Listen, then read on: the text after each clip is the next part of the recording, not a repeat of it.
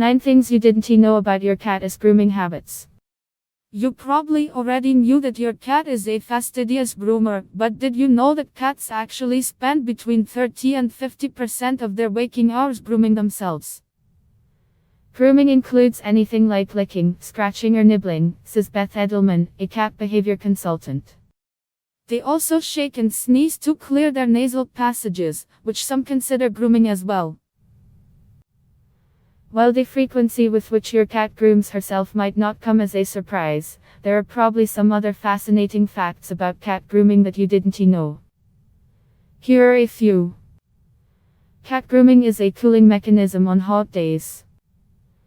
Imagine how you would feel on a super hot day if your body couldn't sweat.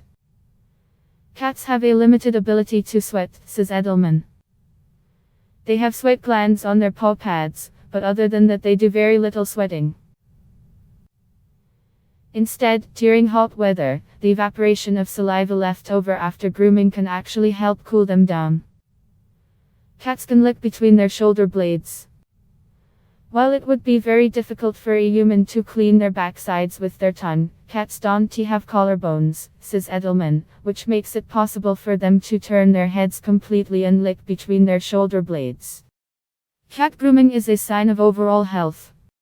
Particularly for cats that suffer from overgrooming, also known as barbering, a type of obsessive behavior may be a sign of some underlying health issue.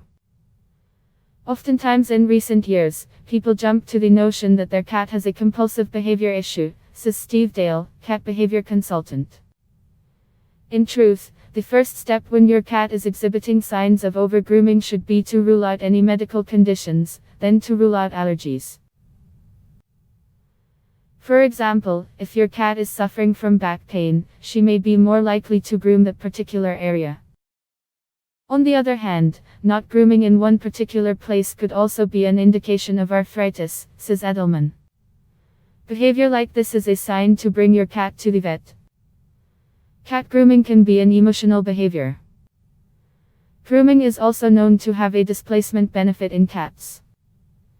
In other words, it is something a cat may do when she is aroused. For example, little kids jump up and down when they are excited, Edelman says. That is displacement behavior. When cats get very tense or stressed or aroused, they might groom as a response to dispel those feelings. Your cat's tongue causes hairballs. While your cat's fur is a necessary element to create a fur ball, it is your cat's tongue that causes this reaction. Cats groom with their tongues, which have down center little hooks that point towards the back of their throats, Edelman says. Once something is stuck in the hook, because it points back, they can't spit it out, they can only swallow it. So, if fur gets caught in one of these hooks when your cat grooms herself, there is nothing she can do but swallow that fur, eventually creating a fur ball. Cats bond through grooming.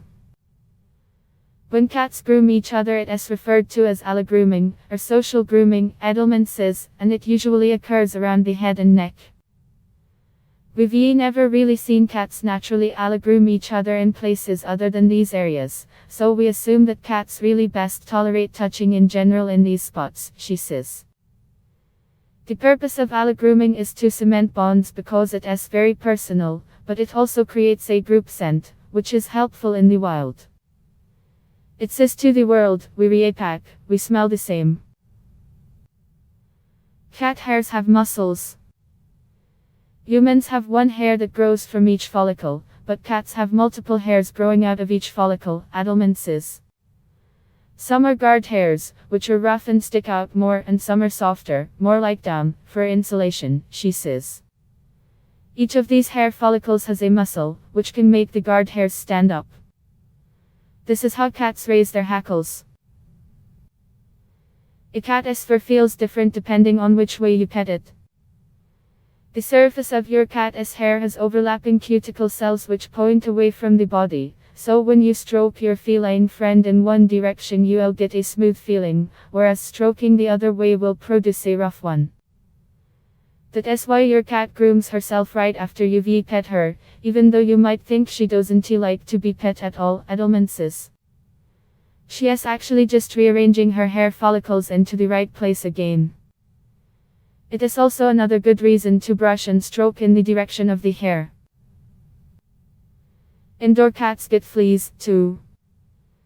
A common cause of excessive grooming with outdoor cats is pesky fleas, but it is not uncommon for indoor cats to get fleas, too. If your indoor cat is over-grooming, don't completely rule this option out, says Dale. So often we assume that, because our cat lives on the 88th floor of a high-rise, there is no way she can get fleas, Dale says. But the dog of a neighbor could have fleas. A visitor could bring in fleas on their shoes or pants. It happens every day.